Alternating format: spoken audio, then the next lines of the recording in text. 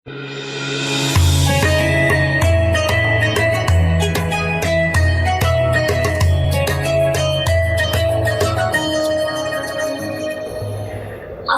warahmatullahi wabarakatuh, Sobat Mandala. Senang sekali saya Adisa Nur Fadilah bisa menyapa penonton semua di acara menjelang Fajar Ramadan. Di sini kita kedatangan dua narasumber, yaitu Bapak Ujang Abdul Muhyi sebagai Kepala Sekolah SMP Islam Al-Amanah. Assalamualaikum Pak Ujang. Waalaikumsalam warahmatullahi wabarakatuh. Selanjutnya di sini ada juga Ibu Ulfi yang merupakan guru BK di SMP Islam Al-Amanah. Assalamualaikum Bu. Waalaikumsalam.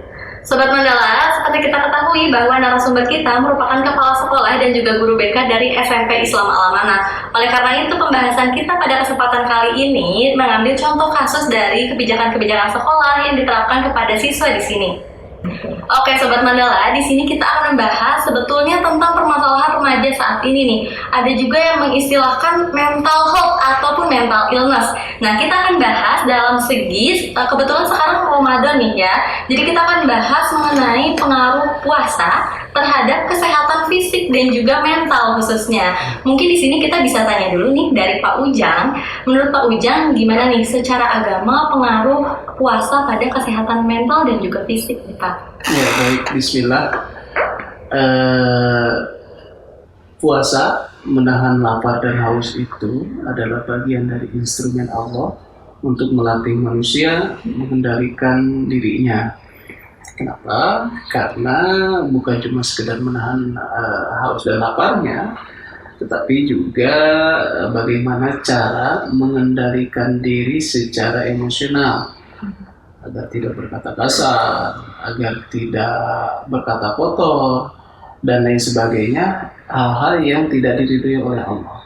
Nah dari situ nanti muncul self control ya, pengendalian diri untuk bisa menjaga itu semuanya.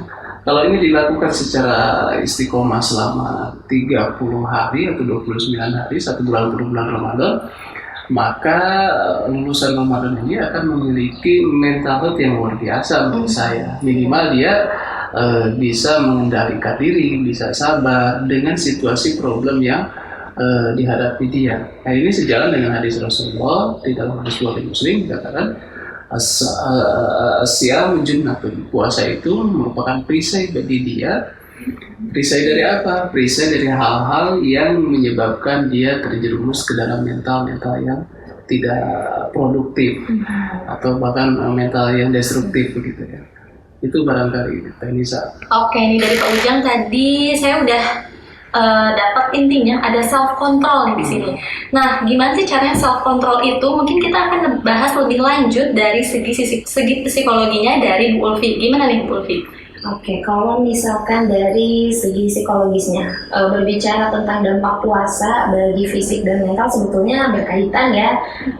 Dan kita akan bahas dulu dari segi fisiknya terlebih dahulu. Itu kan sudah jelas kalau misalkan puasa itu berdampak bisa membuat tubuh lebih sehat gitu karena ada peningkatan metabolisme tubuh. Terus kan ada istilah juga karena pada saat puasa itu kita menahan lapar dan adanya asupan makanan itu lebih terjaga gitu. Nah, di dalam istilah psikologi itu ada istilah good food is good mood gitu, yang mana istilah itu menjelaskan bahwa apabila makanan yang masuk ke dalam tubuh itu baik, maka insya Allah moodnya juga akan baik gitu. Nah terus bisa dikaitkan juga kenapa puasa itu berdampak kepada mental seseorang, karena biasanya pada puasa itu kita menyambutnya itu kan lebih bahagia gitu ya, maksudnya kita excited ketika menghadapi bulan Ramadan gitu, baik itu anak-anak, remaja gitu, orang tua gitu. Nah mungkin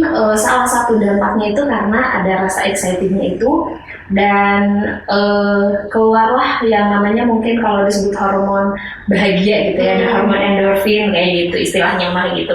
Nah terus dari segi maksudnya dari karena ada hormon itu membuat semua orang istilahnya lebih ya dengan rasa excited itu akhirnya mental seseorang bisa lebih terjaga gitu. Terus tadi juga dibahas oleh Pak Ujang tentang belajar tentang kesabaran gitu. Artinya kan orang juga dituntut untuk pada saat puasa itu lebih tenang gitu ya, karena tahu di bulan puasa itu kita harus fokus dalam beribadah. Mungkin itu secara tidak langsung kepada mental seseorang itu juga akan membuat dia ini bisa lebih khusyuk ketika beribadah, yang mana bisa lebih menenangkan dirinya gitu mungkin. Oke, jadi sebetulnya puasa tuh mempunyai pengaruh yang signifikan banget ya Pak ya Bu, Betul. dari segi mentalnya gitu. Nah kalau misalnya aku pengen tahu nih, kalau misalnya di SMP Al-Amanah sendiri, ini kan siswa SMP nih, remaja, gimana nih mereka di sekolah mental health-nya gitu saat berpuasa gitu, kira-kira? Yang jelas mereka itu kan kebanyakan sudah dalam masa usia diwajibkan puasa ya, artinya masa anak-anaknya udah lewat. Nah, dalam kondisi ini tentu kita di sekolah mengadakan program untuk supaya mereka tetap menjaga puasanya, sahurnya berjalan dengan baik sesuai syariat, sehingga efek dan dampak yang tadi kita obrolkan di awal itu mereka dapatkan. Sehingga bagi kami Ramadan ini bukan cuma sekedar mereka berpuasa, tapi harus memberikan efek yang luar biasa ketika nanti mereka setelah selesai sholat Ramadan. Nah makanya kalau kita amati dalam keseharian mereka dengan durasi waktu jam belajar juga memang kita sesuaikan sekarang, ya mereka lebih terkendali, aktivitasnya juga terbatas karena haus lapar. Kemudian juga mereka ya kalau di kita misalnya ada larangan untuk berkata kasar, kemudian larangan apalagi Bu Fi, semacam ya mengolok-olok, bullying dan lain sebagainya, itu ya lebih terkendali lagi sekarang. Saat Ramadan gitu ya, khususnya. Itu menunjukkan hadis Rasul betul secara psikologi tadi memang masuk juga gitu ya. Itu keistimewaan saum Ramadan gitu. Betul. Gitu kayaknya. Iya, mungkin saya juga menambahkan gitu, betul, karena di sekolah kami juga kan ada program khusus gitu ya, karena ada program khusus, apalagi untuk sebetulnya di hari-hari biasa juga kita sudah menjalankan program Odoa ya ya, ada one day one ayat setiap subuh gitu. Nah mungkin ini juga menjadi menguatkan kebiasaan ini ketika di bulan puasa ini gitu ya, ketika bulan puasa bisa lebih dikuatkan dengan adanya misalkan siswa itu membiasakan tadarus gitu setelah setelah subuh gitu, karena memang untuk tugas utamanya mah ada one day one ayat ini gitu ya, yang harus menyetorkan ke para pembimbingnya. Namun kan dengan ada pembiasaan ini insya Allah anak-anak mungkin lebih lebih tersandarkan dirinya gitu untuk membiasakan lagi tadarus setelah subuh kayak gitu. Dan di sekolah juga program tadarus khusus juga ada ya Pak Ujang gitu, makanya lebih menguatkan juga ke hal ibadahnya, biar penguatan bukan hanya tentang sekolahnya aja, tapi lebih memaknai ibadah puasanya itu seperti apa gitu. Dan itu juga merupakan fondasi gitu ya Bu ya, fondasi dari anak-anak saat ini yang mungkin lebih kecanduan main game mungkin ya saat subuh gitu, selesai sahur gitu. Mungkin di Al-Amanah sendiri ada program O2 itu jadi mengharuskan mereka untuk tadarus, membaca Al-Quran gitu, itu jadi poin positifnya mungkin. Oke, dari pembahasan tadi nih, menurut Pak Ujang atau Bu Ulfi, kira-kira ada tambahan lagi nggak? Khususnya kita bercermin dari kasus remaja saat ini, mungkin bisa jadi kasus di SMP Al-Amanah mungkin khususnya. Nyambung dari yang Bu Ulfi sebetulnya, jadi yang paling penting juga adalah kita menanamkan kepada anak-anak pada usia remaja khususnya, kita latih mereka sekuat tenaga bahwa yang mereka harus lakukan dan yang paling penting adalah bukan sekedar haus dan laparnya. Itu titik poinnya dari puasa ini. Puasa dan lapar dan haus ini itu ibaratnya notifikasi kalau di handphone itu. Notifikasi alarm ketika kita mau melakukan suatu hal yang negatif, baik secara syariah maupun secara psikologis. Misal kita punya pikiran pesimis nih, kita punya pikiran pesimis. Lalu karena kita lagi lapar dan lagi haus, aku lagi puasa, aku nggak boleh pesimis. Aku harus optimis, ya begitu. Jadi sehingga dengan dilatih seperti itu, maka 30 hari kemudian diharapkan para remaja, anak-anak, siapapun yang melakukan puasa, jiwa optimisnya itu makin tumbuh gitu ya, Bu Ufi. Jadi karena ini juga harapan yang diharapkan oleh Allah Subhanahu Wa Taala. Kata Allah apa? Kata Allah dalam hadisnya, dalam hadis Rasulullah SAW dikatakan bahwa aku tuh nggak perlu lapar dan hausmu, kata Allah. Tapi yang paling penting adalah gimana caranya kamu bisa menahan diri kamu dari hal-hal yang sifatnya ropas itu berkata kotor, ya, kemudian berbohong, tidak sabar. Justru itu yang harus dikendalikan, ditanamkan, gitu. Nah, jadi haus dan lapar itu cuma sekedar alarmnya aja bahwa lo harus berbuat kayak gitu, lo harus nahan diri, lo harus sabar kayak gitu. Gitu, itu yang Allah harapkan sebetulnya. Gitu. Dan ini mungkin saya bertanya nih yang gitu takutnya pernah juga dengar, karena justru memang anjurannya itu kan sebetulnya ini ada anjuran untuk para pemuda itu harus banyak berpuasa kan ya Pak ya. Jadi saya pernah dengar gitu, takutnya salah nih Pak, takutnya salah, mohon dikoreksi. Pernah dengar katanya kalau misalkan untuk usia remaja itu, para pemuda disebutnya gitu, kalau para pemuda itu dianjurkan untuk berpuasa, salah satunya itu kan untuk menahan menahan hawa nafsunya gitu ya Pak ya gitu. Nah apalagi ini di bulan puasa mungkin gitu ya, jadi ada relate-nya juga gitu. Kalau misalkan memang Allah itu menyuruh gitu kepada umatnya gitu ya, kepada umatnya itu, kepada hamba-hambanya gitu, kepada hamba-hambanya untuk bisa terus menjaga dirinya, bukan hanya pada saat bulan puasa, tapi di hari-hari seperti biasanya. Nah, namun mungkin di bulan puasa ini sebagai penguatnya aja, mungkin gitu nggak sih Pak? Iya betul. Cuma pembahasannya kayaknya nanti deh di next episode. Karena ada khusus. Nah, saya akan jelaskan nanti yang biar logis nih. Betul. Biar logis Pak untuk siapapun yang melakukan puasa. Kenapa sih lapar, haus kok bisa tiba-tiba jadi ujung-ujungnya takwa, ujung-ujungnya jadi self control, bisa mengendalikan diri, bisa sabar. Itu sebetulnya ada, saya juga nanti sentuh sudut pandang psikologis dan sudut agamanya saya kolaborasikan. Itu sangat menarik sekali. Tapi kayaknya nanti kita akan bahas. Mungkin kita akan tunda dulu ya Pak ya, karena nanti biar penonton penasaran nih kira-kira kita bakal bahas apa sih tentang godaan hawa nafsu khususnya bagi remaja mungkin ya.